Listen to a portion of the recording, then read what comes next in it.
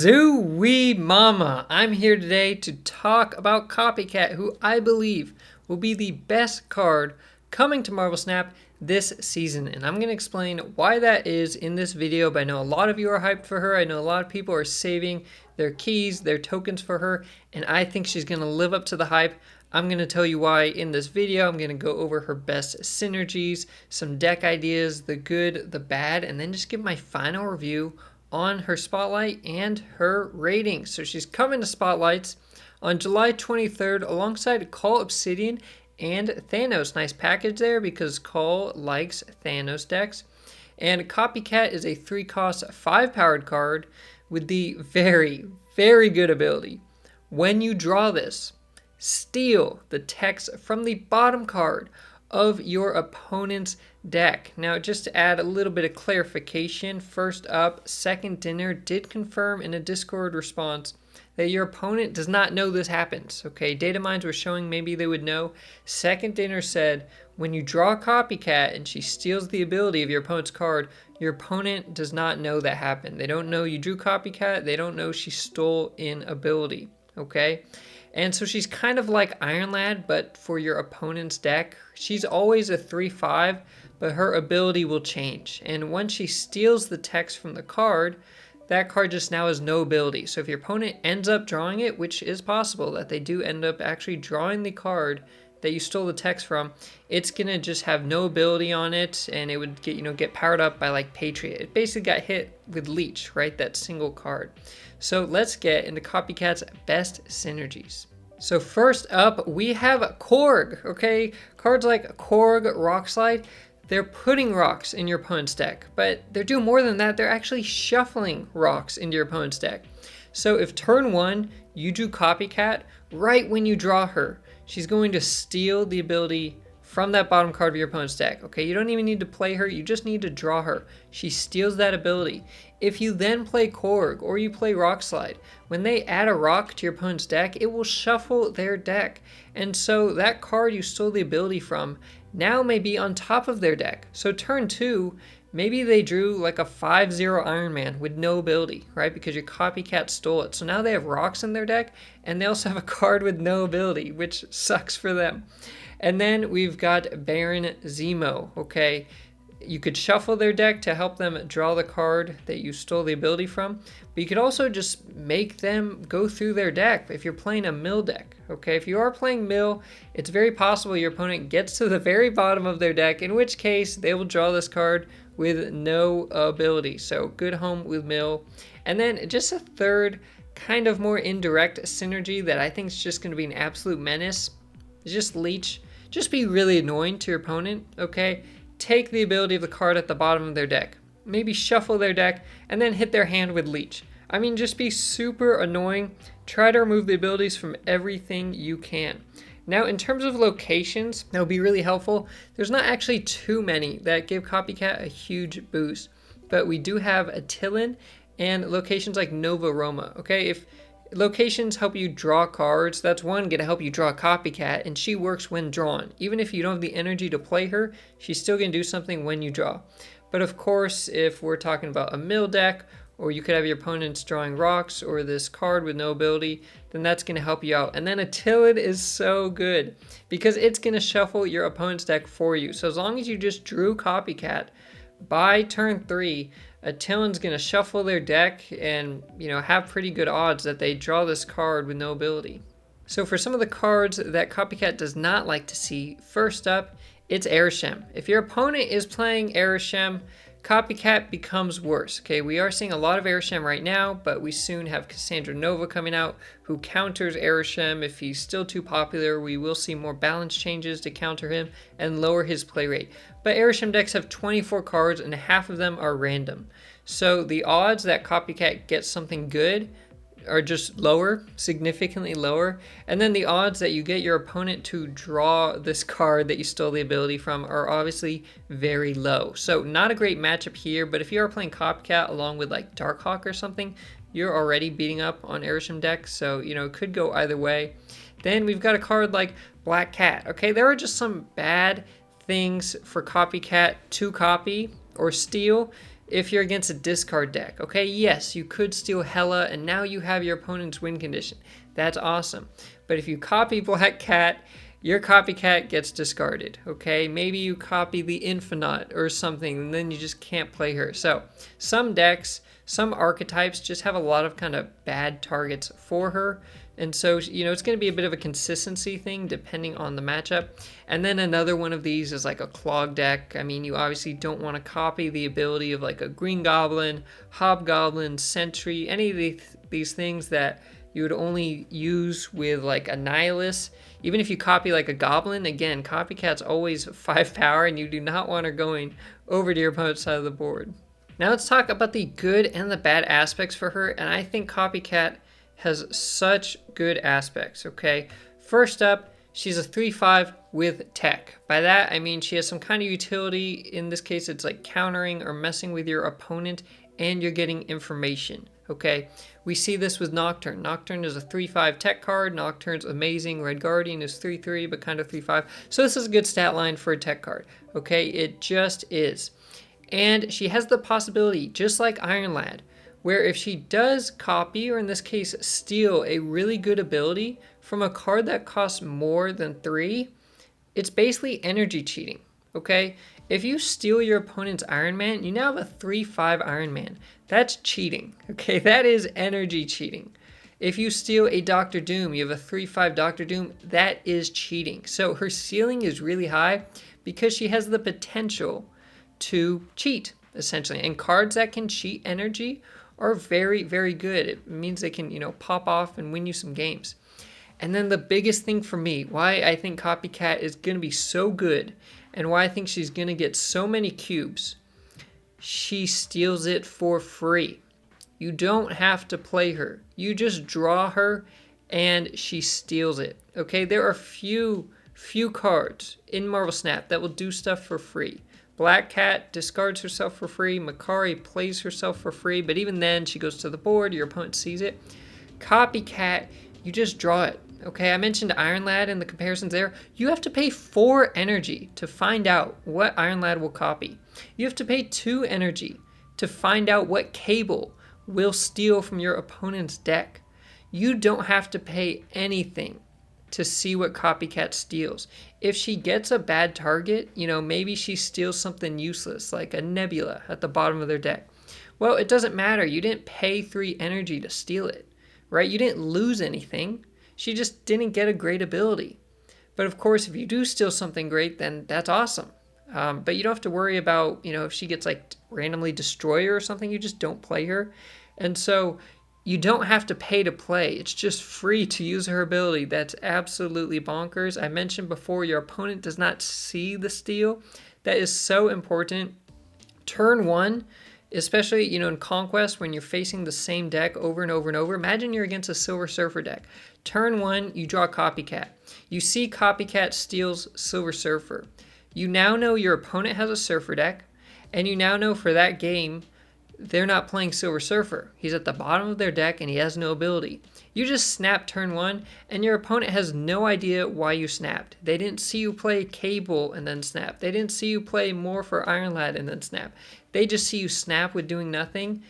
They're not going to retreat. It's much less likely that they retreat. If you play Cable, you get the Silver Surfer, they're going to retreat. They're going to know that you got something good from Cable. And so Copycat, I think her best aspect is that she's going to be this silent killer, and she is going to absolutely steal cubes. Okay, she's going to wreak havoc on the meta. Now let's talk about some of the negative aspects. It's always important to talk about these. First up, she doesn't generate cards. I'm only mentioning this because I did compare her to Cable just now. Cable doesn't just steal a card, you know, he's stealing it and adding it to your hand, so your hand stays full even though you got his 3 power on the board. And Loki decks like this, that's where Cable sees most of his play. Copycat may not fit into Loki decks, and Loki decks are very good, so that is a negative aspect. That is something that Cable has over Copycat. She, of course, could sometimes steal a bad ability. If she steals Infinite, Sentry, you know, Black Cat, she kind of just becomes a card you can't play. Your opponent can't play it either, but, you know, she may actually have a negative or harmful ability. And your opponent only draws the hit card if you either shuffled their deck or got them to the bottom of their deck. So a lot of times, unless you're playing her with rocks or mill, the steal doesn't really harm your opponent in terms of what they're actually playing. It's more just something that gives you information. You know, you just have more knowledge of what they're playing and what they don't have, but you maybe didn't hurt their draws or anything. And then if she is as good as I think she will be, I think it's going to be a bit annoying because it's so hard to play against this. Again, you don't know why your opponent snapped. There's 0 signs. That is so rare. That is so rare. Your opponents could just snap turn 1. You have no idea why, but in reality, it's because they have your win condition and they know everything about what you're trying to do and that you can't do it. So it's possible she gets nerfed because she has a great stat line for something that can steal cubes. It's possible. If she is too good, she will get nerfed because the community will probably complain about her a lot. If you're enjoying this video, please remember to give it a like, leave a comment, and subscribe to the channel if you have not already, because in addition to covering every single new card in Marvel Snap, I also provide a lot more information and help with planning out which spotlights you're going to go for, which Series 4 and Series 5 cards you're going to spend your precious resources on.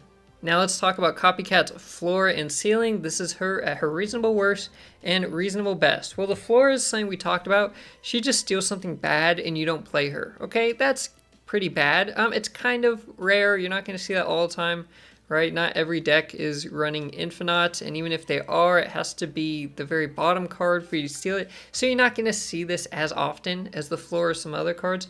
But when it happens, she might just be a dead card in your hand, okay? You will see that from time to time. This floor is obviously not viable, nor is it competitive, but what's her ceiling? Well, her ceiling is that she's stealing a great ability from a card that costs 4 or more, okay? So you're doing multiple things here. First of all, you're stealing it from your opponent, which it may be their win condition as well, and so that's just good for you. It's at least good information, even if they don't end up drawing that card. But you're energy cheating, okay? She's a 3/5 to start, but then maybe you're getting something bigger out of it. Maybe she ends up being a Loki in Iron Man. You know, maybe you steal an Annihilus or something. You just know your opponent doesn't have it. You can send back like the Widow's Kiss or something. I mean, it's just gonna feel really good if she steals something big and you can get that out for 3, right? A 3 cost with the ability of a 6 cost. That's pretty nuts. It's basically like when Morph pops off in a way. And so this would be overpowered if she did it every time. If she was guaranteed to steal a good ability from a big cost card, that would be nuts. On average, I think she's maybe just under the line of overpowered. I think the information she provides might be overpowered, but on average, Copycat herself is going to steal something decent. You know, your opponent is probably playing some pretty good cards to try and beat you. And when we see cards in Snap that copy stuff from your opponent's deck, it's usually pretty good, right? That's why Loki is so good. Your opponent is playing good stuff at the end of the day. And so you're going to steal something decent. Maybe it's not big energy cheat. You know, maybe you stole Nocturne's ability. Well, Nocturne is also a 3/5. So it's basically net even. You just know your opponent doesn't have Nocturne. So it's going to be a 3/5. Going to have a decent ability. But the biggest thing for me is this information she is taking from your opponent. So the first deck I've put together for Copycat is this Sarah Darkhawk list. Again, I mentioned how well Copycat works with the rock synergy by shuffling your opponent's deck. So we got the Korg Rockslide Darkhawk package. We also have Sarah in here that can help make Copycat a 2-cost card. If Copycat steals something really good, you may actually want to save her for turn 6 so your opponent doesn't know what she stole or doesn't even know you have her. And so you can play her as a 2/5 later on, and maybe she also has a really big ability. That's good. We have just a lot of tech in here with Shadow King and Quake. Mystique can copy Darkhawk, or maybe you get lucky and Copycat steals something good and Mystique copies that. I mean, the potential here is really high. Next up, I have Copycat, and of course a mill deck. I talked about how good it might be to just have one more card that synergizes with this archetype. Maybe you can't burn the bottom card of their deck, but you can steal its ability. Now your opponent goes to draw their last card, and they find out it's pretty much useless. So this deck works like standard mill. It's going to be really annoying for them. Of course, we just have big powered cards like Dr. Octopus, Red Hulk, Maximus. This is very, very weak to Arishem, but once the Arishem meta dies down, I think mill ticks back up again a bit. And last up, I've got this good cards blink list. Now, I mentioned I think Copycat's just going to be a good card, okay? She might even be great. And so we're just putting her in here with other great cards. I mean, this one can be really good. If you draw a Copycat and she gets something lackluster, you may be able to just switch her out with Blink to get something bigger from your deck, okay? So maybe she copies like a Nebula or something you just don't want by the time you go to play her. You can switch her out with Blink. I did take Jubilee out of this deck because I think when Jubilee pulls the card from the top, if it was Copycat, Copycat might lose her ability because she's not being drawn. So I did remove Jubilee. We've got Gwenpool in here though. Even got the newly buffed Hydra Bob. And of course we got this Leech. I mentioned we're going to be really annoying to our opponents. We could even adjust this deck to put in a Korg, Rockslide, and Darkhawk package to also have that element, to have the rocks and the leech. So this is a deck list I'm very excited to play around with. Now to break down this Spotlight week, so from July 23rd to the 30th, we got Copycat, Cult Obsidian, and Thanos. The token value here is amazing. These are all Series 5 cards. Thanos is basically never going to drop down. Cult Obsidian may drop down at some point, but right now, all Series 5, great token value. In terms of being competitive, it's okay. I'm not really counting Copycat here too much because it's not technically known how she will perform. But Thanos is at a decent spot right now. We did just see the Lockjaw buff, so that might help out Thanos decks. But as of right now, Thanos and Call, they're just kind of okay. They're definitely not, running the meta or seeing a ton of play. And in terms of the variants, I think it's another one where it's okay. The Copycat one's fine. I like this Cult Obsidian one a good amount. And then the Thanos one is always fine, but Thanos has so many amazing variants that for me, like a new Thanos variant, to be competitive, it has to be amazing, okay? He just has so many good ones. So overall, this is a nice themed package. If you do not have Call and Thanos, it's great to be able to pick them up at the same time. But if you do have them, this may be a week where you go with tokens instead of Spotlight keys to pick up Copycat. So to give my official prediction and ratings on Copycat herself, in terms of being fun, I think she's okay. I think I'm going to really like her. Okay, I'm going to play her a ton. I'm going to put her in a ton of decks. But the community is going to get tired of her really fast. Okay, no one likes cards that steal the ability of your cards or steal your own cards, right? People dislike Leech. They dislike Loki. They dislike Leader. So people are actually going to get upset with Copycat pretty fast, is my opinion. So I'm putting her at just okay. In terms of being flexible, I think she has good flexibility. The only reason I'm saying it's not amazing is because she doesn't have any like specific themes. I mean, even like for Surfer, yeah, she's a 3-cost card, but she's not really adding anything to the rest of their deck. She's kind of doing her own thing. Okay, she has direct synergy with Mill, and even really good synergy with the Rocks package. But other than that, she's just a good card. She's doing her own thing, and so she may not fit in just about everywhere, but she's going to fit into a good amount of homes. That nice 3-cost tech slot that we see Nocturne and Red Guardian go into. In terms of being competitive, I think she's amazing. Okay, if you didn't get that already throughout this video of how much I've been praising her, I really do think this is something we cannot underestimate, okay? So my recommendation is definitely to go ahead and pick up Copycat. Of course, wait a couple of days if you're unsure, right? Anyone, myself included, but anyone giving you card predictions could be wrong. We don't know for sure until it's in the game. But my thoughts are Copycat is by far the best card coming to Snap this season. I think she will be like a Nocturne or Red Guardian where she's just going to feel like a must-have. So you can give it a couple of days to wait and see. It might be a bit tough at first with Arishem meta, but I just think that the amount of utility she provides and the cube equity, I mean, even if her win rate is just decent, the amount of cubes you're going to be able to steal from the Silent Killer, I think, is going to be absurd. So those are my official predictions and thoughts on Copycat. Let me know what you think of her in the comments down below. What deck ideas or combos you're excited for, and if you think she's gonna live up to the hype, or if you think I'm wrong, let me know why that is. I'm all ears, okay? So until then, stay positive. I'll see you next time.